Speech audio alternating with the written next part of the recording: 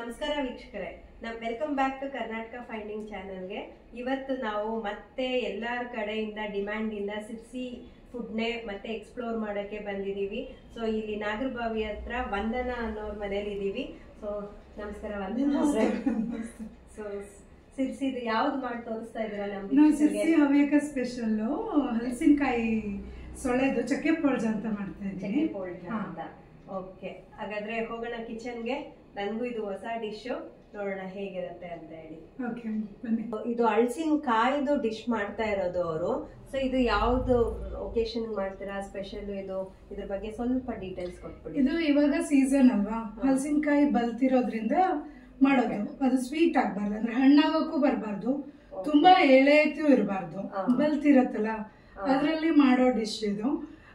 ಈ ಏಪ್ರಿಲ್ ಮೇದಲ್ಲಿ ಬೆಳೆದಿರತ್ತಲ್ಲ ಅವಾಗ ನಾವು ಇದನ್ನ ಮಾಡ್ತಿರ್ತೀವಿ.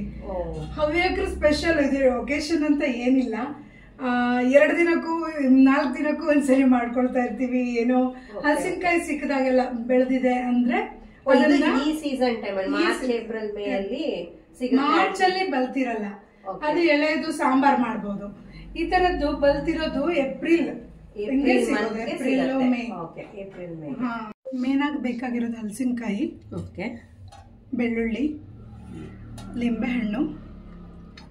ಇದು ಸೂಜ್ ಮೆಣಸು ಅಂತ ನಮ್ಮ ಊರಲ್ಲೆಲ್ಲ ಹಸಿದೆ ಸಿಗತ್ತೆ. ಸೂಜ್ ಮೆಣಸು ಅಂತ, ಸಣ್ಣ ಮೆಣಸು ಅಂತಾನು ಹೇಳ್ತೀವಿ. ಅದು ಇವಾಗ ನಂಗೆ ಹಸಿದೆಲ್ಲೂ ಸಿಕ್ಕಿಲ್ಲ, ನನ್ನ ಹತ್ರ ಒಣಗಿರೋದಿದೆ, ಅದನ್ನೇ ಹಾಕೋದು, ತುಂಬಾ ಟೇಸ್ಟ್ ಆಗುತ್ತೆ. ಒಗ್ಗರಣೆಗೆ ಉದ್ದಿನ ಬೇಳೆ, ಸಾಸಿವೆ ಕಾಳು, ಜೀರಿಗೆ, ಅರಿಶಿನ, ಮೆಣಸು, ಉಪ್ಪನ್ನು ಬೇಯಿಸುವಾಗ ಹಾಕ್ಕೋಬೇಕು.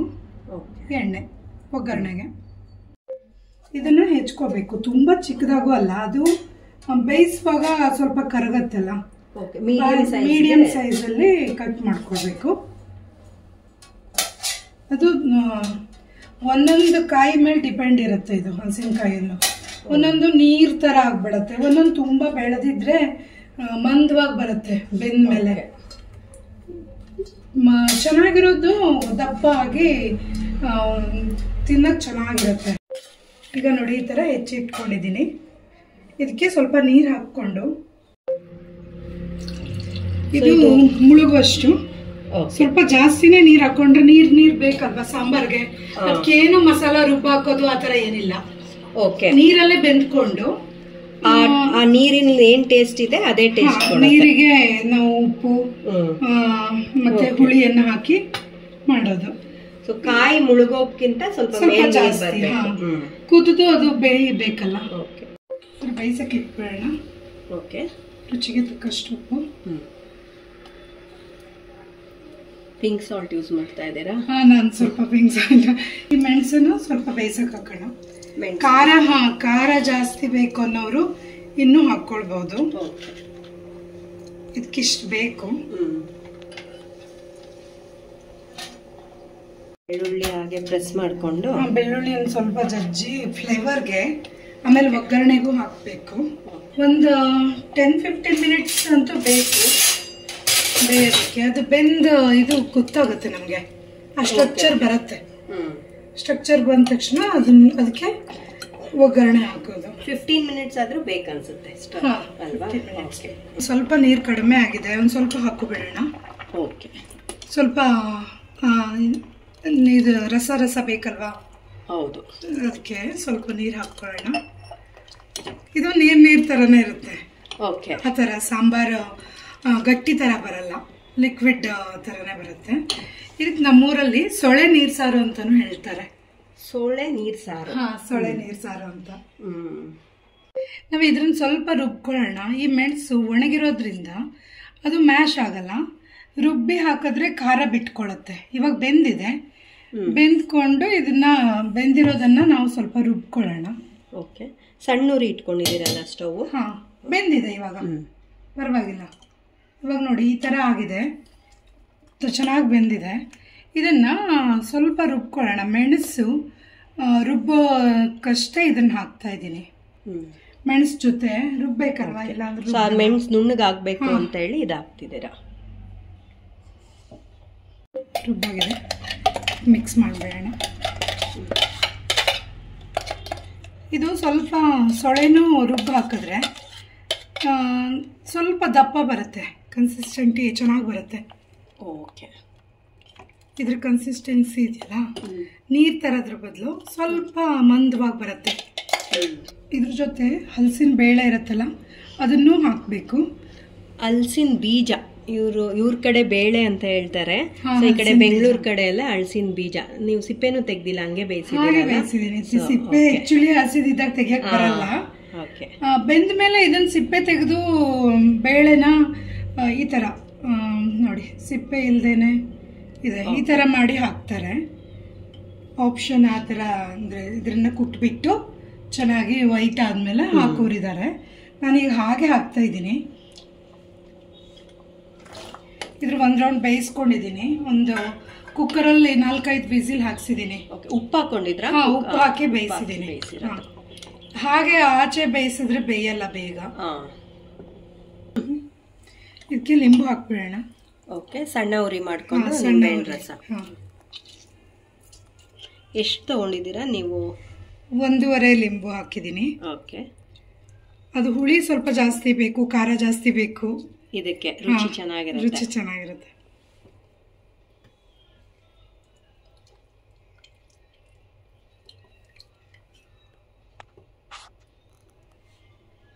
ಇವಾಗ ಒಗ್ಗರಣೆ ಮಾಡ್ಕೊಬಿಡೋಣ. ಸರಿ, ಒಗ್ಗರಣೆಗೆ ಸ್ವಲ್ಪ ಎಣ್ಣೆ, ಒಂದು ಸ್ವಲ್ಪ ಜಾಸ್ತಿನೇ ಎಣ್ಣೆ ಬೇಕು. 1.5 ಸ್ಪೂನು 2 ಸ್ಪೂನ್ ಹಾಕ್ಬೋದು. ನಾನು 2 ಸ್ಪೂನ್ ಎಣ್ಣೆ ಹಾಕಿದ್ದೀನಿ.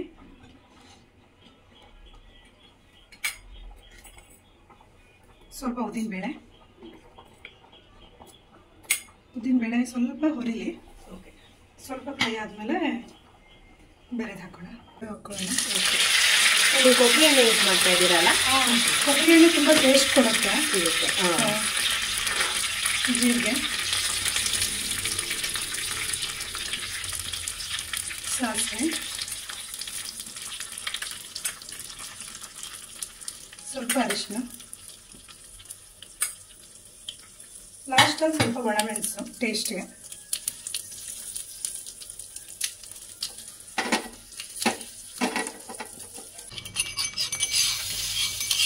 ಜೀರೋ ಬೆಳ್ಳುಳ್ಳಿ. ಜೀರೋ ಬೆಳ್ಳುಳ್ಳಿ ಉಂಟು.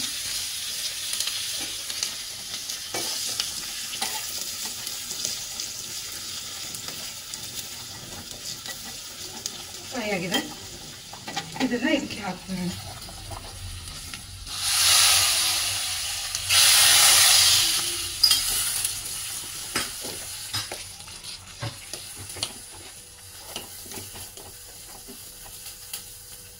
ಚೆನ್ನಾಗಿದೆ, ನೋಡಕ್ಕೆ ಚೆನ್ನಾಗಿ ಕಾಣ್ತಿದೆ, ಯೆಲ್ಲೋ ಕಲರ್. ಒಂದು ಕುದಿ ಜೋರಾಗಿ ಬಂದು ಆಫ್ ಮಾಡಿಬಿಟ್ರೆ ರೆಡಿ. ಓಕೆ,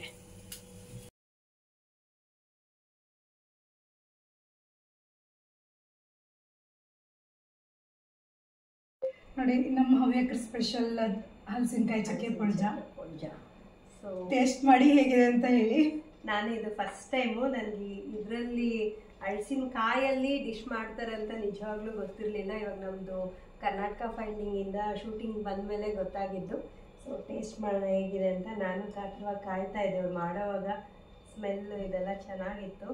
ಸೊ ಫಸ್ಟು ರೈಸಲ್ಲಿ ಹಾಕೊಂಡು ಸ್ವಲ್ಪ ಟೇಸ್ಟ್ ಮಾಡ್ತೀನಿ.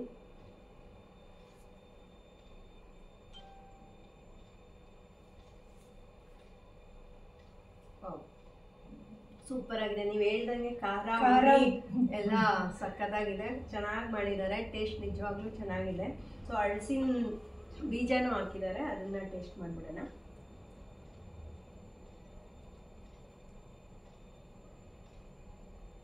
ನಿಜವಾಗ್ಲೂ ಸೂಪರಾಗಿ ಮಾಡಿದ್ದೀರಾ, ಸಕ್ಕತ್ತಾಗುತ್ತೆ. ಸೀಸನ್ ವೈಸು ಖಂಡಿತ ಇದು ವೀಕ್ಷಕರೇ ಮಾಡ್ಕೊಂಡ್ಲೇಬೇಕು, ತುಂಬ ಚೆನ್ನಾಗಿದೆ. ಪ್ರತಿಯೊಬ್ಬರು ಯಾರ್ಯಾರು ವಿಡಿಯೋ ನೋಡ್ತಿರೋ ಖಂಡಿತ ಟ್ರೈ ಮಾಡಿ. ಅನ್ನದ ಜೊತೆ ಅಂತೂ excellent. Thank you so much. ಇನ್ನು ಯಾರೆಲ್ಲ ನಮ್ಮ ಚಾನಲ್ನ ಸಬ್ಸ್ಕ್ರೈಬ್ ಮಾಡ್ಕೊಂಡಿಲ್ವೋ ದಯವಿಟ್ಟು ಚಾನಲ್ನ ಸಬ್ಸ್ಕ್ರೈಬ್ ಮಾಡ್ಕೊಳ್ಳಿ, ಲೈಕ್ ಮಾಡಿ, ಶೇರ್ ಮಾಡಿ. ಖಂಡಿತ ಈ ಡಿಶ್ನ ನೋಡಿ ಮಾಡ್ಕೊಳ್ಳಿ, ತುಂಬಾ ಚೆನ್ನಾಗಿದೆ. Thank you so much. Thank you ma'am. Karnataka finding channel ತುಂಬ ಚೆನ್ನಾಗಿದೆ, ತುಂಬ ಒಳ್ಳೊಳ್ಳೆ ರೆಸಿಪಿನ ಹಾಕ್ತಾ ಇದ್ದೀರಾ. ತುಂಬಾ ನೋಡಿದೀನಿ ನಾನು. ಸೂಪರ್. ಯಾವ್ದಾದ್ರು ಟ್ರೈ ಮಾಡಿದ್ದೀರಾ ರೆಸಿಪಿ? ಒಂದು ಸ್ಯಾಂಡ್ವಿಚ್ ನೋಡಿದೆ, ಚೆನ್ನಾಗಿದೆ. ನನ್ನ ಮಗಳು ಹೇಳ್ತಾ ಇದ್ಲು ಸ್ಯಾಂಡ್ವಿಚ್ ಟ್ರೈ ಮಾಡೋಣ ಅಂತ. ಟ್ರೈ ಮಾಡಿ. ಓಕೆ. ಇಂಟರ್ವ್ಯೂಸ್ ಎಲ್ಲ ತಗೊಳ್ತೀರಲ್ವಾ ನೀವು? ತುಂಬಾ ಚೆನ್ನಾಗಿ ಬಂದಿದೆ ನಿಮ್ಮ ಇಂಟರ್ವ್ಯೂ ಎಲ್ಲ ನೋಡಿದೆ ನಾನು. ಥ್ಯಾಂಕ್ ಯು ಅವಕಾಶ ಕೊಟ್ಟಿದ್ದಕ್ಕಾಗಿ ಧನ್ಯವಾದಗಳು.